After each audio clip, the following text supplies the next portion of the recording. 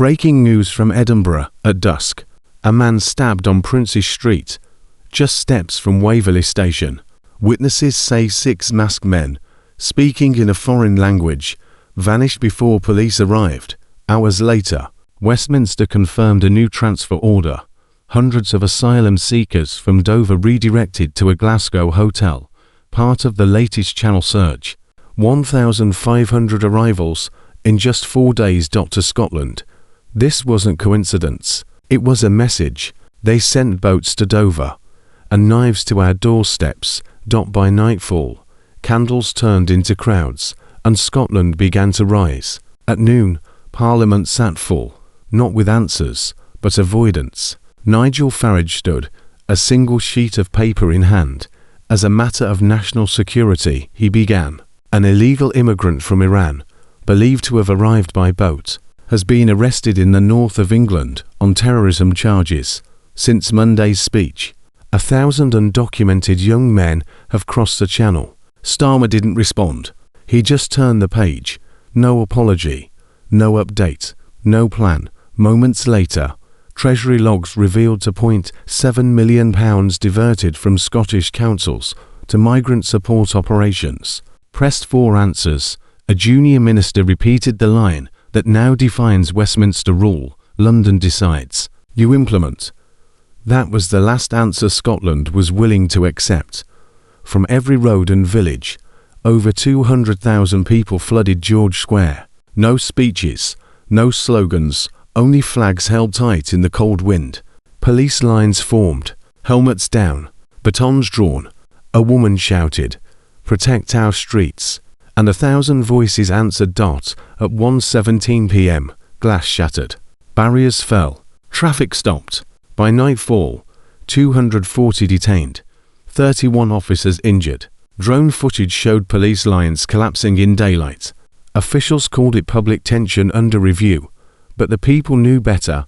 It wasn't a protest, not yet a riot. It was the point where patience ends and obedience dies. By morning, George Square lay silent beneath grey skies. Police vans lined the streets, engines idling. The government called it order restored. Scotland called it occupation. At 8:42 a.m., Police Scotland released the line cleared by Westminster. Situation under control. But nothing was. Leaked Home Office memos showed £4.6 million approved overnight for containment and perception management. Every message from Holyrood to London was marked pending clearance. Even press briefings required Downing Street approval.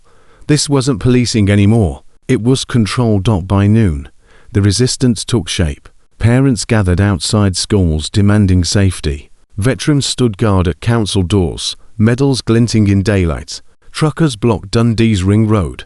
Shopkeepers in Aberdeen boarded up shattered windows, marking them with hand-painted signs. We remember. 31st October. Starmer's ministers spoke of unity, as another £2.7 million vanished from Scottish welfare budgets. They called it balance. The people called it betrayal. For the first time in decades, Scotland stopped asking for answers and started counting the cost. Morning broke quiet, but not calm.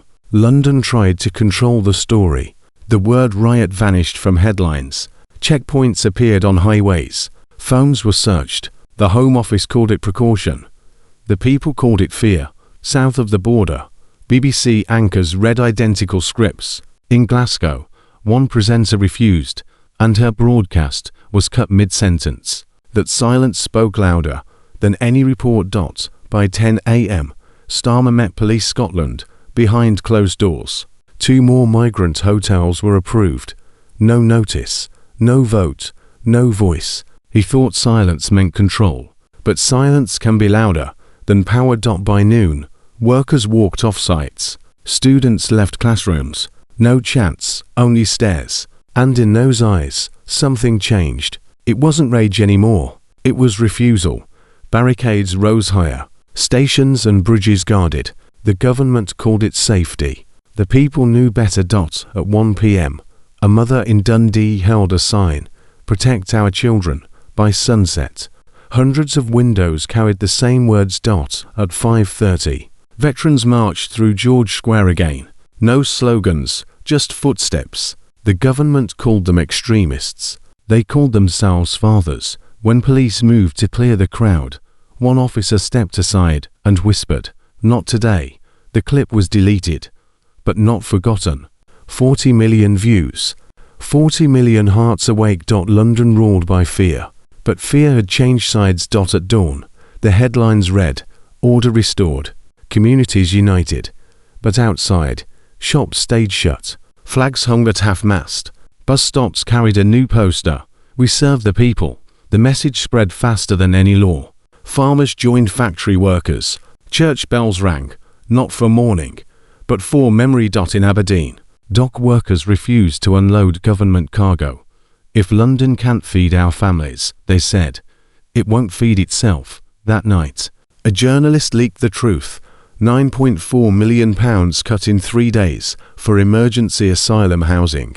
And then it became clear. This was never about migration. It was about silence. Scotland wasn't rebelling. It was remembering. By dusk, London panicked. Internet speeds dropped. Posts vanished. The Home Office blamed technical faults. Everyone knew better. People went back to paper and ink, letters, flyers, word of mouth. Churches became safe houses for truth. At 9 p.m. Another clip went viral. A police officer removed his helmet and said, "We serve the people, not the protocol." Deleted again. But too late. 50 million views. 50 million hearts awake. Scotland had run out of patience. London had run out of control. The next morning, markets opened in chaos. The pound fell 6%. Energy stocks collapsed. Europe froze its trades. Inside Parliament, Starmer called an emergency session. Half the seats were empty, the rest silent. An advisor whispered, "Prime Minister, Scotland is gone." He meant politically. It sounded like a eulogy. Outside Westminster, hundreds stood in the rain, flags folded against their chests. One voice rose above the storm. "We are Britain, not your border." No one stopped him. No one dared. That night, hundreds of civil servants in Edinburgh, Aberdeen, and Perth resigned. They weren't protesting. They were leaving.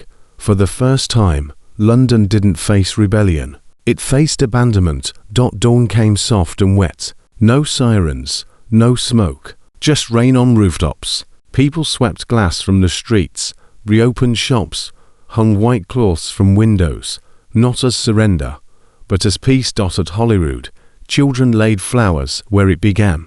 Every note carried the same words, "For Scotland, for everyone." By noon, the Union flag hung still. No anthem, no speech, only silence, heavy, human. London watched, and it could not censor that. What began with one attack had become a lesson. Unity without respect is domination. The nation stood between forgiveness and fury. And for the first time in generations, truth didn't need to shout. It had come home. This is Newsec. If you stand for truth, subscribe. Because this story isn't ending. It's only beginning. Stay thoughtful. Stay aware. Take care of one another.